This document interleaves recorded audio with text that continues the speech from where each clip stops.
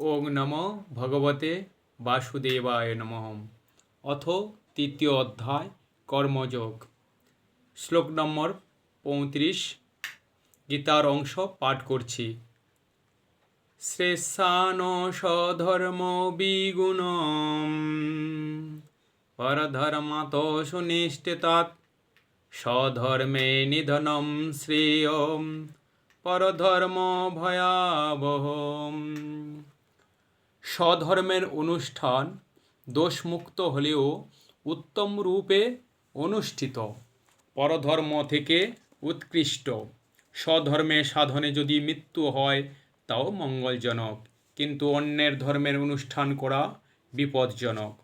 পরধর্ম পরিত্যাগ করে সম্পূর্ণভাবে ভগবান শ্রীকৃষ্ণের শরণাগত হয়ে স্বধর্ম আচরণ করাই মানুষের কর্তব্য। একথা শ্রী ভগবান অর্জুনকে উপদেশ দিচ্ছেন।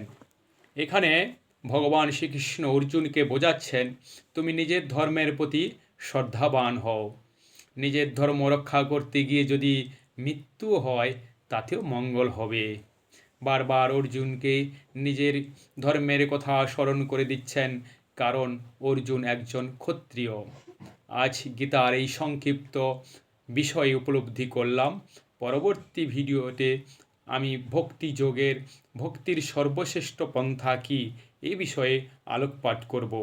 আমার কাজ মানব সেবা করা, তাই এই সেবক দাস জ্যোতিষশাস্ত্র মতে সঠিক প্রতিকার দেবে। বাস্তুদোষ, গ্রহদোষ, মাঙ্গলিক দোষ আপনি আর চিন্তা করবেন না।